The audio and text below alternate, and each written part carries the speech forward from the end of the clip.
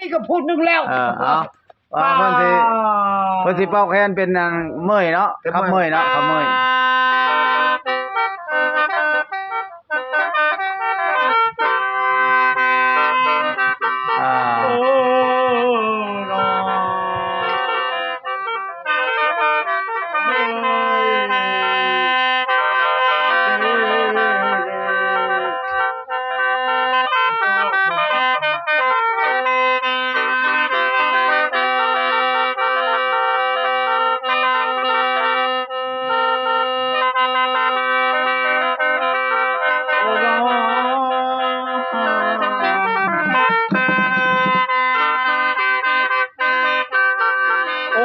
ที่เราคู่ฮอดผ่า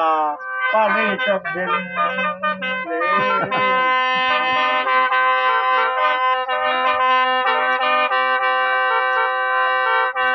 ลูกข้าบ้านเฮามันไปใส่เร่โอ้ไปเรื่อยๆเด้อยังอีก1 นาทีอนุรักษ์ไว้ที่ของประเพณีแคนลาวเฮาเนาะมันใกล้จะเบิดแล้วโอ้เด้ให้หน้าเฮากาไปหมดอะไร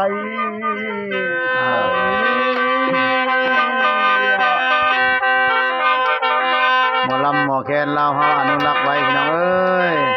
รักษาไว้นำกันอันบ่มีคนอนุรักษ์ก็ต่อไปก็จะได้เห็นแต่รูปมันนั่นล่ะอันนี้เพิ่นอนุรักษ์ไว้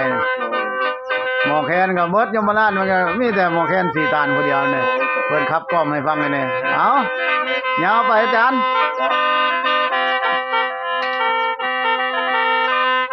โอ้เด้บ้านอยู่บ้านเฮามีแต่เมืองนาเฮ็ดให้นาแช่งใดบ่ถือพอดีแล้วเนาะข้างละแค่ว่าได้เฮ็ดนอหน้าแช่ก็ว่าได้มีอย่างใดเอาแนะนำตัวกันรู้เด้เอาสีตาลเลยเว้าชื่อว่าหยังกันได้มั้ย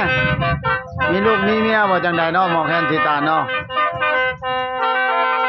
โสดบ่ล่ะว่าบ่โสดเนาะโอ้ยเพิ่นได้จับแคนแล้วปานนั้นมักอันลิงได้มากล้วยบ่ได้จักปะเลยได้คือสิมักหลายนะเพิ่นนี่เนาะเอา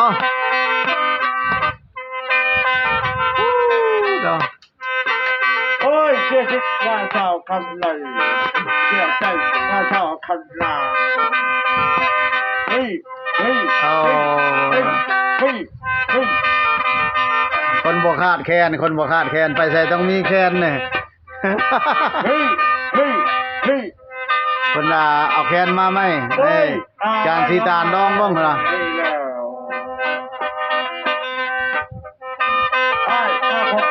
ก็มักตัวนี้เลยคนโอ้จังว่าหยังอันนี้ตั้งไว้เนาะ4 กองเนาะ4 กองมาเลยตั้งอยู่ใช้แล้วกันฮู้หมดเจ้าเขาถามเจ้าเป็นโสดว่าจังได๋เขาเอา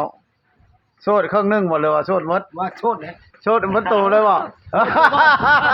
ไอ้คนจะบอกแล้วโสดไอ้สิตาโสดเนาะโสดครึ่งนึงบ่เอาได้เนาะจัดไปท่านจานสีตาลเนาะ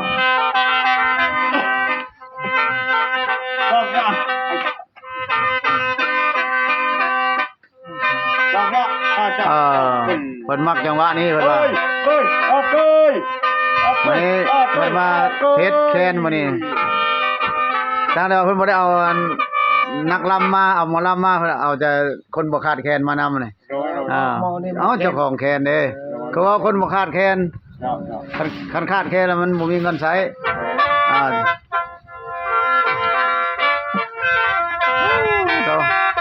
ฟ้าดังตึงตังเลยนี่เลยรับเลยสิมานดินเจียวชินแล้ว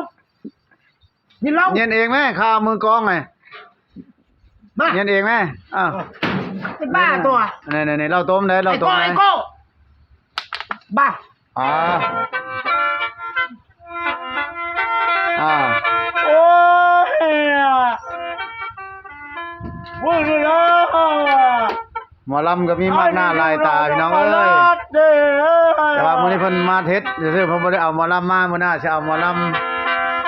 สิหาจันริ้วมาแหละ เข้ามาอยู่ตรงตลาดนี่อ่ะ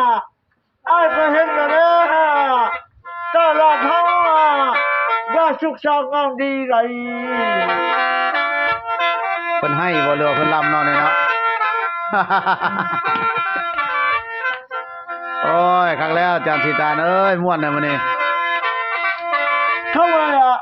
ว่างวงนกมาลาดเขาห้างเลยชื่อไปห้างเราดูใช้ก็มายังชังร้อนก็มายังชายลายไร กักลาย โอ้เลยข้าจะหาอย่างมึงจึงไร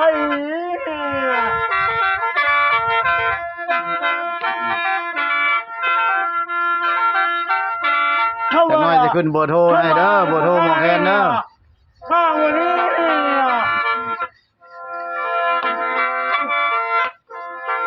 จะได้ปอดเพิ่นใหญ่นะเพิ่นเป่าแคนได้โดนนี่เนาะดำน้ำมันก็สิเหงื่อได้หมอแคนนี่เนาะปอดใหญ่นะเป่าแคนได้ดีนี่ ว่าเชื่อว่า อ๋อคักละหมอแคนสีตานี่ ตัวเป้กันล่าเด้โทรศัพท์ โท ได้ รศัพท์ได้โอเคสบายคนกันเองเนาะคะแนนว่าเป่าแคนมันม่วนให้พี่น้องฟังได้สบาย ทำสิเป้าเลยกัน หลายคนถามหาอยากเห็นหน้าเห็นตาสีตาลว่ะชื่อก็งามน้ำก็คล่องแท้บ่อยากเห็นเด้ว่ะเขาโทรมาโอ้ผู้สาวแล้วเฮ้ย โอ้ แถวบ้านบึงเพิ่นเขาโทรหา มานี่แหละตัว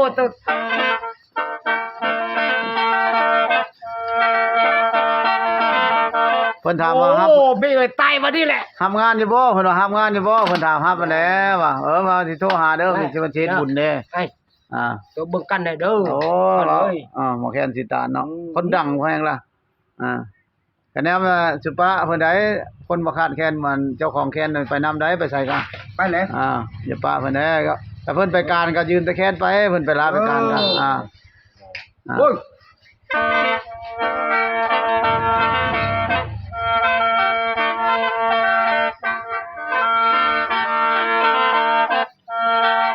เสียแต่หัวล้านหน่อยนึงเด้อหมอแคนสีตาลเด้อ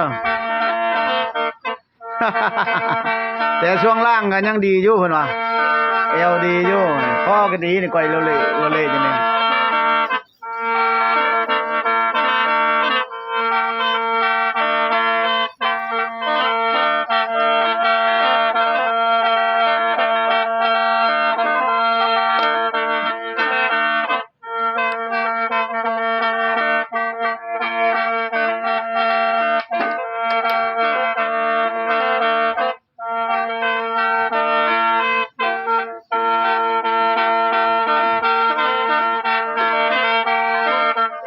นาะเอ้ยก่อนจะเนื้อเดี๋ยวต้องปอกแคนเนาะ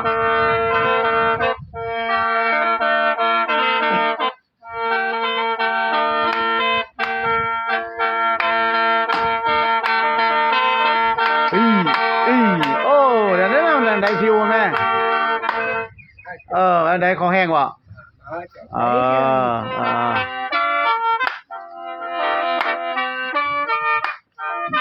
ของแห้งแล้วเนี่ยมีอีกได้มาแม่โอ้ย เอาอีกแล้ว ไอ้ขับพันเลยโอ้เลย ฟรีสไตล์ได้ไหมเด้อ เจ้าไร แบบฟรีสไตล์แบบเป็นกันเองวันมายืนมายามมาลองแคนใหม่ คนงามเด้อ คนซื้อแคนใหม่เด้อ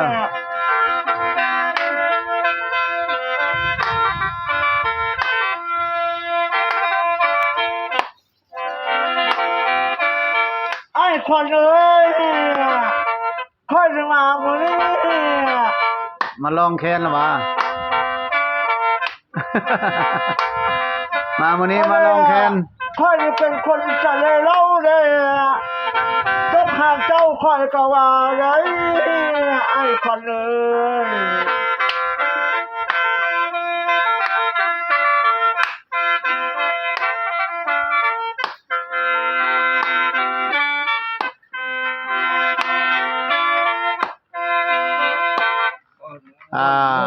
คนในคนนี่มัน